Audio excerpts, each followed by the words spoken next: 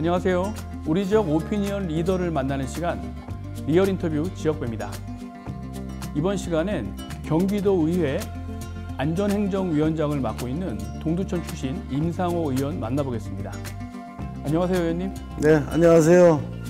경기도의회 안전행정위원장을 맡고 있는 임상호입니다. 반갑습니다.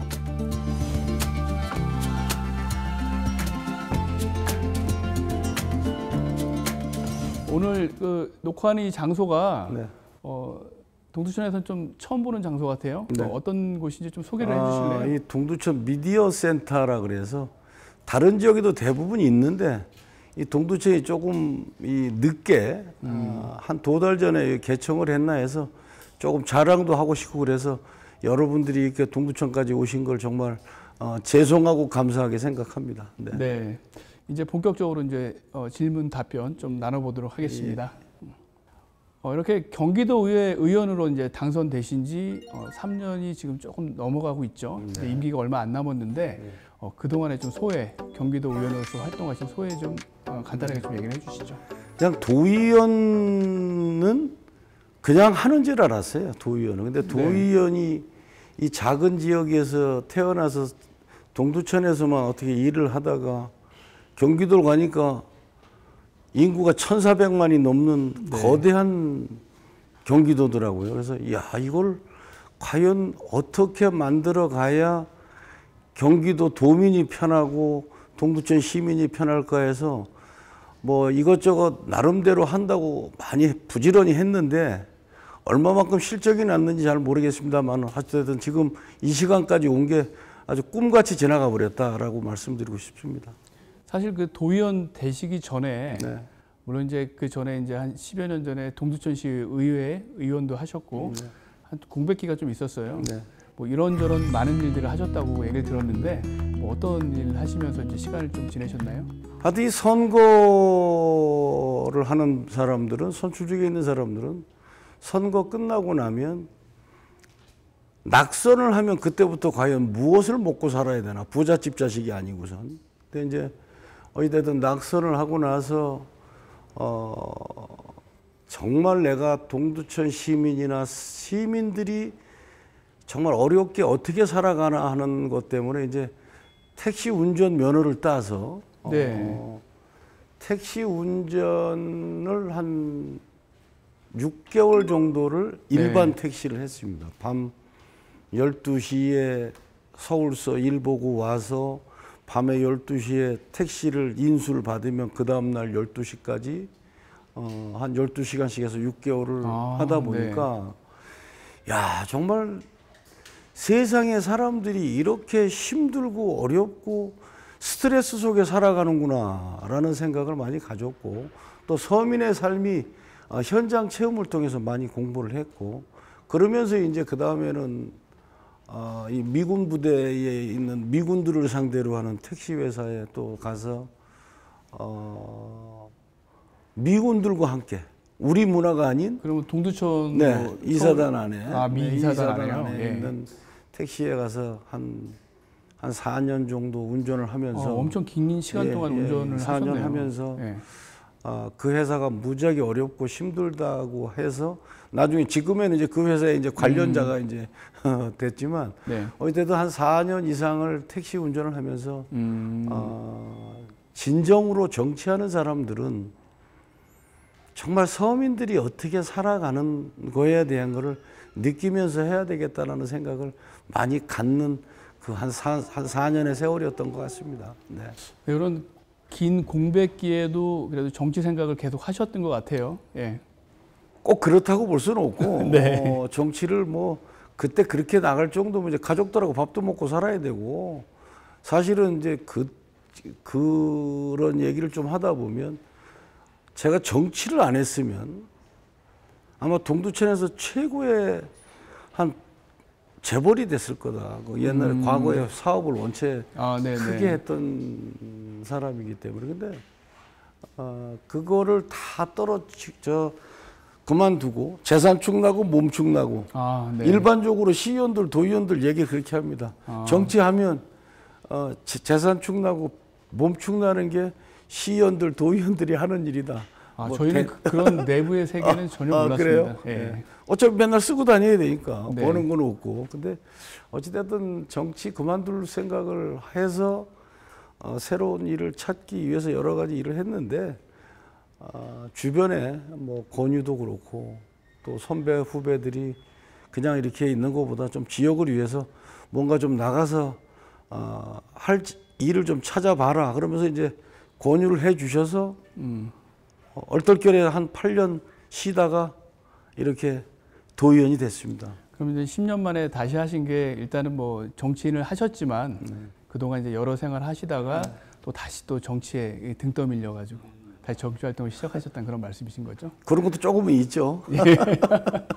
뭐 다른 이유는 또 없었을까요? 네, 어찌됐든 지금 하고 나니까 이제 한 3년 지나서 이렇게 의정생활을 하다 보니까 정말 잘했구나. 우리가 생각보다 할 일이 이렇게 있었구나. 특히 이 작은 뭐 도의원이다 보니까 경기도에 1420만 도민을 위해서 노력을 해야 되지만 그 속에 인구 8만 6천밖에 안 되는 이 주민들이 지금까지 우리끼리 살 때는 그냥 행복하고 좋았다라고 생각을 하는데 나가서 보니까 이거는 이렇게 해서는 안 되겠구나. 조금 더 뛰어서 지역을 위해서 할 수 있는 일을 더 많이 찾아서 가야 되겠다는 생각을 하루하루 지나면서 더 많이 갖게 됩니다, 지금. 네. 11대 의원 이제 생활하신 지 3년이 좀 지나가고 있는데요. 뭐 의원님 하면 대표적으로 정치 계파의 색깔이 없는 분이다. 이렇게 알려져 있어요. 이렇게 지금 의원 생활 하시면서 어떤 부분에 가장 중점을 두고 활동을 하셨나요? 근데 주민들이나 국민들이 뽑아주는 시의원이나 도의원, 지금 결론은 정당에서 공천을 주니까 정당 정치라고 하지만 생활 정치에서 너무 당을 따져가는 건 난 별로 이렇게 좋지 않다. 네, 네. 그러니까 선거를 할 때, 투표를 할 때는 어차피 민주당을 좋아하고 국민의힘을 좋아하면 그 정당을 찍겠지만 주민들에 의해서 당선이 되고 나면 정말 주민을 위해서 열심히 해야 되는 것이지 거기서 네 당 내 당 따져가면서 그렇게 할 일은 나는 없다. 또 이 정치, 이 지방의원이나 뭐 이런 걸 해보면 결론을 마치고 나면 뭐냐. 남는 게 사람이 남는 거다. 저는 이런 생각을 합니다. 뭐 예를 들어서 제가 수원을 가서 그래도 옛날에 과거에 의정 생활하면서 같이 만나던 뭐 민주당 의원도 있고 국민의힘 의원도 있지만 그분들하고 만날 수 있는 그 얼마나 좋은 것이냐. 그러니까 이제는 이 국회도 마찬가지지만 정당을 초월해서 정말 국민만 바라보고 일할 수 있는 그런 정치가 돼야 우리나라도 선진 정치 그 훌륭한 나라가 되지 않겠냐 생각합니다. 네, 그 좋은 말씀 해주고 계신데요. 우리 일반 시민분들께서 우리 선거 때마다 이제 기초의원도 뽑고 도의원도 뽑고 우리 시장도 뽑고 이렇게 하시잖아요. 근데 이제 도의원이 어떤 일을 하시는지 궁금해하시는 분들이 되게 많은 것 같아요.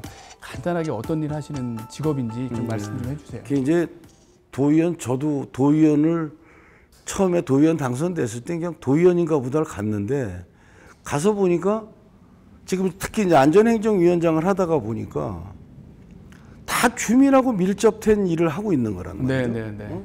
뭐 예를 들어서 법정단체인 새마을, 바르게 살기, 자유총연맹, 적십자 뭐 할 것 없이 법정단체들이 다 그렇게 하는데 도의회가 거기서 관리하는 거를 전혀 모르고 있다. 그다음에 하다못해 이 건물을 지금 미디어 센터를 건립할 때 동두천시가 예를 들어서 건축비가 부족을 하면 도의회에서 동두천시가 예를 들어서 100억을 대면 경기도가 100억을 매칭해서 이 건물을 완성하는데 경기도 도의원이 주민들은 도의원이 그냥 도의원인가 보다만 아는데 지역의 부족한 부분을 경기도에서 예산을 같이 합쳐서 뭔가 하나의 작품을 만드는 것이 도의원의 역할이다라는 걸 요새 많이 좀 홍보를 하고 다니는데 아직도 많이 모르는 것 같아요. 네. 한마디로 좀 정리를 하면은 자치단체가 필요한 어떤 그 예산들을 도에서 도의 예산을 따다가 이제 주는 그렇죠. 그런 역할을 하시는 거죠. 예. 알겠습니다. 지금 이제 경기도의 후반기 안전행정위원장으로 이제 활동을 하고 계세요. 그렇다면 이제 안전행정위원회 뭐 앞서도 말씀해 주셨지만 어떤 그 역할을 하는 곳인가요? 뭐 행정은 잘 아시다시피 자치행정국의 뭐 인사, 총무, 세무, 회계, 자산 이게 경기도의 모든 것을 행정적인 모든 것은 안전행정위원회가 하는 것이고 네네. 두 번째는 이제 안전 쪽으로는 경기도 소방 12,000여 명의 경기도 소방을 운영해 가는 데 있어서 안전행정위원회는 그 역할을 하고 있다. 거기에 이제 자치경찰 또 자치 녹색어머니라든지 자치경찰 쪽으로의 문제. 그러니까 사실은 행정 쪽으로나 안전 쪽으로 아주 경기도의 최고 크나큰 그 일을 하고 있다라고 생각이 듭니다. 네. 지금 경기도 의원으로서 또 안전행정위원장으로서 많은 활동을 하고 계신데요. 얘기 조금 더 이어나가 보도록 하겠습니다.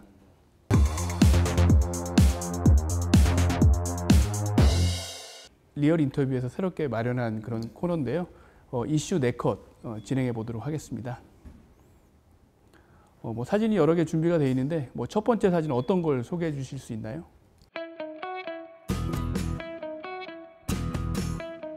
기후 위기에 대비해서 이제 탄소 흡수원 증진 조례를 이제 작년인가 제정을 했는데 이게 뭐 전국 최초의 사례로 알고 있는데요. 그럼 조례의 핵심 내용은 어떤 건가요?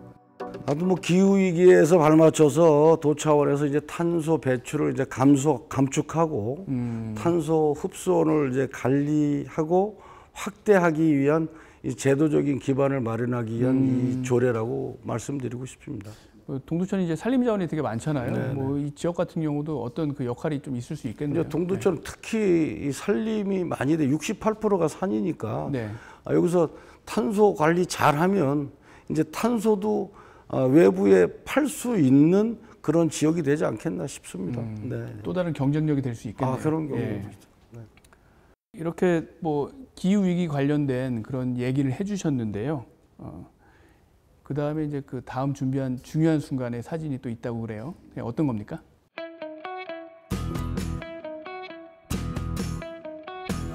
이게 농촌의 이제 기후 문제는 이제 앞으로도 이제 뭐 뗄래야 뗄 수 없는 관계가 되고 그래서 이제 농촌에 이제 이 농촌을 살릴 수 있는 과연 그 산림 자원과 효율적 활용을 하기 위해서는 뭔가를 좀 만들어 가야 되겠다라는 생각에 이제 이런 조례 또 요번에 그 사고를 보면 이 기후 위기로 인해서 지금 막 그 요번에 막 갑자기 추워져서 과일이고 뭐 다 지금 냉해가 와가지고 지금 네, 상당히 맞아요. 심각하지 않습니까? 네, 이제 네. 이런 부분들도 이런 관리 차원에서 잘 가준다면 이게 뭐 모든 것이 좀 수월하게 조금 되지 않겠냐 싶습니다. 이런 기후 위기는 또 인류의 생존 문제하고도 또 연관이 된 그런 부분이기 때문에 어떻게 좋은 관리가 좀 있어야 될 것 같습니다. 네, 이건 이제 네. 지자체고 정부고 다 나서서 이 부분에 대해서 노력을 많이 해야 되겠다는 생각이 듭니다. 그렇다면 이제 세 번째 사진은 어떤 사진을 준비하셨습니까? 네.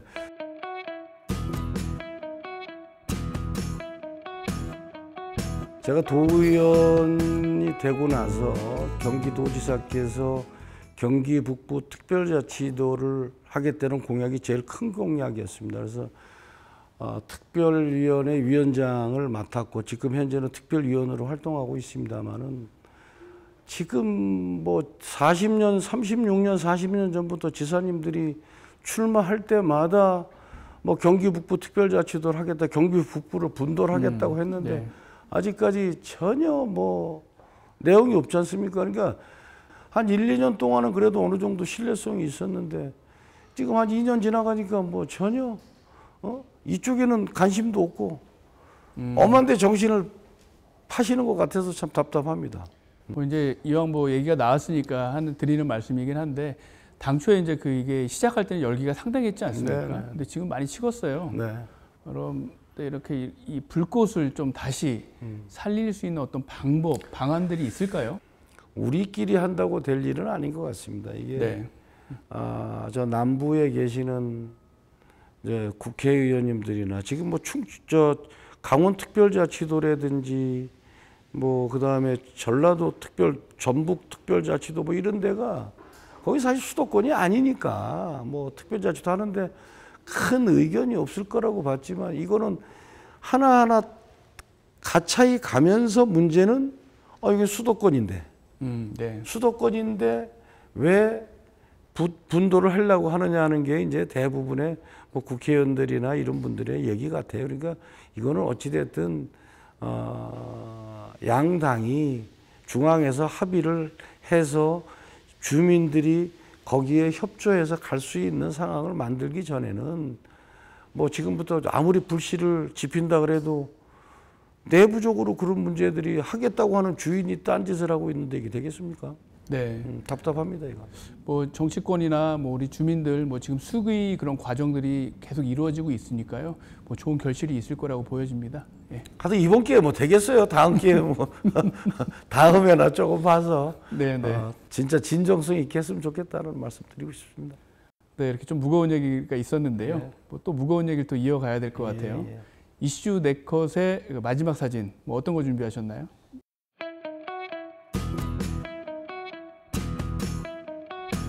지금 경기도 특히 동두천이 지금 70여 년이라고 하는 세월을 국가 안보를 위해서 희생을 당해왔습니다. 그러면 과거에 여기에 미군이 주둔해 있는 미군들이 한 2만 명 정도 됐을 때는 그나마 국가 경제를 여기서 많이 책임을 져왔는데 지금은 대한민국의 국민들이 동두천에는 미군이 없는지 알아. 지금도 많이 남아 있잖아요. 지금도 한 3,000명, 그러면 지금 3,000명이 쓰고 있으면 그 토지도 3,000명이 쓸 양만큼만 써야 되는데 2만 명이 쓰고 있는 토지를 지금도 그대로 쓰고서 네. 지역 경제는 피폐화되고 있다. 이거는 군사 기밀인지 아닌지 잘 모르겠습니다만은 동두천에 그 넓은 땅을 쓰고 있지만 이건 군사 시설이 아닌 걸로 알고 있어요. 아, 이게요. 이건 정확한지 아닌 건지 모르겠습니다만은 왜 그러냐? 연천이나 포천이나 파주나 이런 데를 가면 군부대 옆에 뭐 군사 보호 시설 뭐 다 이렇게 돼 있는데 우리는 그런 지역도 아니야. 그냥 도시다 보니까 네. 외곽 도로가 하나를 놔두래도 동두천시 재정 자립도가 뭐 7, 8%도 안 되는 동네가 토지 보상을 다 해줘야 된다. 네, 네. 근데 도농 도시는 국가가 50%, 뭐 도가 50%, 시가 50%에서 토지 보상을 하는데 이건 계속 죽으라고 하는 법이지 이거 있을 수가 없는 거다. 이건 빨리 미군 공여지에 대해서는 이제 더 이상 뭐라고 할 게 아니잖아요. 평택 이전한다 그러니까 18조, 곧 20조를 도와줬잖아요. 네. 그 다음에 보니까 용산기지 공원화 만든다 그래서 불과 이건 얼마 안 된 겁니다. 한 2, 3년 전에 10조를 줬어요. 10조를 땅 매입하라고. 네. 여기는 아무것도 주지도 않고 너네 그냥 이대로 살아라 죽어라 이렇게 나오는 거예요. 근데 지금 현재 이 미군 공여지 안에 걸산동이라고 하는 마을이 있어요. 한 30여 세대 사는데 저는 오늘 알았습니다. 오늘. 그 안에 주소를 가지고 있는데 이제 다 미군 부대를 통해야 그 마을을 갑니다. 근데 이제 패스를 또 안 만들어 주겠다고. 어머나. 그럼 이게 그 사람들 어떻게 다 살아라는 거야? 이게 과연 정부 차원에서 나서서 뭔가를 해주지 않으면 사실 우리 저는 불만을 많이 토합니다. 지방자치단체에서 너무나 그분들한테 국가 안보를 위해서 와서 우리 한미 우호 차원에서 우리는 그분들을 많이 보호하고 협조하고 있는데 생각보다 그 사람들은 우리에게 협조가 안 해.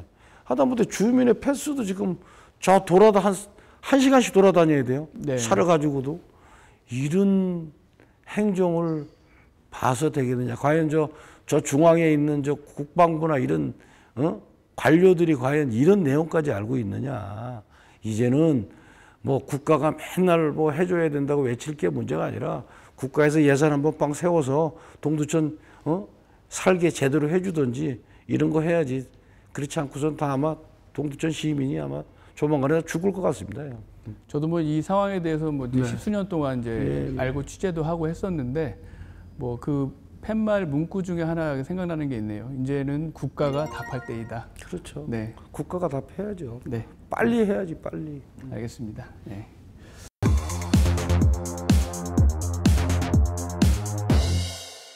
지금 의원님의 지난 의정 활동을 보면요, 여러 가지 경기도와 관련된 그런 여러 일들을 하셨고, 이 중에서도 보니까 이제 여러 가지 현안들에 대해서도 이제 많이 알 수 있게 됐습니다. 지금 가장 중요하게 생각하고 있는 그 현안은 어떤 걸 꼽으시겠습니까? 하여튼 뭐 경기도가 지금 뭐 전국 최대 1,420만이라고 하는 뭐 아주 인구가 아주 불처럼 늘어나고 있는데, 근데 중요한 건 인구가 늘어나는 거에만의 문제는 아니고 지금 남쪽과 북쪽, 경기 남과 북의 이 균형 발전 차원에서 경기도 차원에서는 이제 그 이격의 차이 나는 부분을 경기도에서 정책적으로 북부 개발 차원에 뭐 많은 거를 좀 쏟아 부어야 되지 않겠냐 하는 것이 지금 대개발이 또 이루어지고 네. 있지 않습니까? 대개조라고 해서 지금 이루어지고 있는데 실질적으로 다 그게 예산이지 않습니까? 네. 예산이고 큰 거는 별로 없다고 봅니다. 많은 대개조 프로젝트인데 실질적으로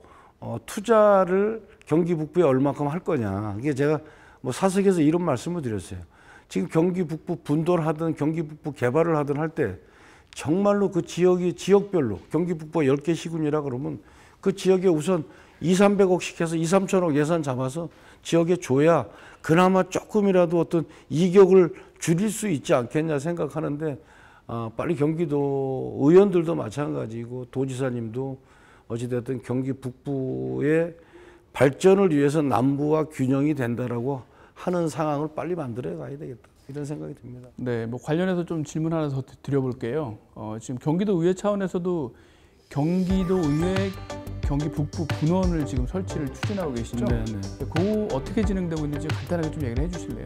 이제 전에는 이제 협의회였는데 이제 분원이라고 해서 격상시킨 거라고 봐야 되겠죠. 조금은 왜 그러냐면 이제 북부에도 뭐 교통국도 있고 뭐 여러 농정국도 있고 많이 있는데 거기를 활용을 하나도 안 하다 보니까 이제는 북부 분원을 통해서도 뭔가의 경기도의 어떤 역할을 하기 위한 요번에 북부 분원 개원이 아닌가 생각을 하고요. 네. 분원에서도 이제 이런 거죠. 만약에 하다못해 행정사무감사를 하나 하더라도 경기 북부 분원에 와서 한 번씩 해보면서 남부 쪽에 계신 분들이 야 여기 멀구나 정말 이렇게 먼지를 몰랐어 하는 어떤 그런 이제 초석에 되기 위해서 이번에 분원을 개원을 했는데 분원이 생각처럼 이제 후반기에 되다 보니까 이번에 이제 자리만 좀 잘 잡아간다라고 하면 앞으로는 뭐 분원이 경기 북부의 역할을 분도의 역할을 어느 정도는 하지 않을까 생각이 좀 듭니다.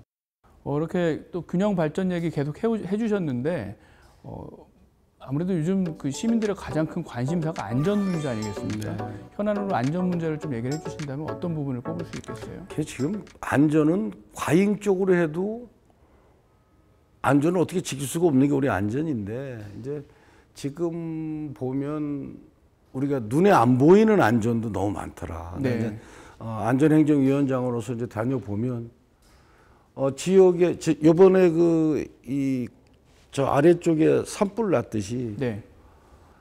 그건 완전히 사각지대였다는 거죠. 안전이. 그렇죠. 네. 근데 소화전 같은 경우가 지금도 이런 지역에 과연 이 소화전이 어디에 뭐가 있는지 아무도 서로 관심이 없어. 불이 났을 때만 관심이 있다. 그러니까 이제부터는 그 작은 거 하나부터 우리는 잘 챙겨가면서 만들어 안전하게 도민이 살 수 있는 걸 만들어 가야 되지 않겠느냐. 뭐 건물이 이쁘게 서서 거기 소화 시설을 잘 해놓는다는 게 안전이 아니라 사각지대에 있는 안전을 지켜야 안전이 예방이 되는 거다 생각이 듭니다. 네, 관련해서 이제 어떤 신기술 도입을 좀 주장하신 게 있어요. 그래서 최근에 이제 안전관리 시스템 마련에 좀 집중하고 계시다고 얘기를 들었는데 뭐 어떤 건가요? 지금 보면 이제 뭐 안전해서 뭐 연구센터도 만들고 뭐 우리 경기도 연구원도 있듯이 근데 이제 안전에 대한 연구를 그렇게 크게 전문가가 없었던 것 같아서 이번에 이제 경기도 안전연구센터를 이번에 이제 조례를 좀 만들어서 이제 센터를 조만간에 만들게 된다라고 하면 이게 뭐 요즘 유행하는 ICT나 뭐 AI 뭐 같이 접목하는 건가요? 어쨌든 이제 전문가들이 실질적으로 그 전문가들이 거기 들어가서 연구를 해야지 되는 거니까 그런 전문가가 필요하고 그런 상황에 따라서 안전이 이제 조금은 좀 보완이 되지 않겠냐 싶습니다. 네. 이제 좀 화제를 좀 바꿔서 이제 좀 슬슬 이제 마무리하는 시간을 좀 가져보도록 하겠습니다. 그 의정 활동 되게 많이 하시면서 보람된 일도 있으셨을 거고 또 아쉬운 점도 좀 많이 있을 것 같은데요. 우리 아쉬운 부분부터 좀 얘기를 해볼까요? 네. 남부에 계시는 의원들이나 남부에 사시는 분들이 북부에 대해서 뭐가 잘못되면 우리 예산이 다 북부로 갈지 않을 거냐 하는 그런 아쉬움들이 많은데 그런 우려가 많았죠. 네, 근데 그런 부분을 많이 좀 홍보하면서 아쉬운 점은 이제 그런 부분이 빨리 이제 그 이격이 없어져야 된다는 생각이 들고 또 보람이라고 하는 것은 작지만 한 가지를 지역민을 위해서 아니면 경기도를 위해서 움직이면서 뭔가 변하는 모습을 볼 때 보람은 상당히 그래도 있었다 생각합니다.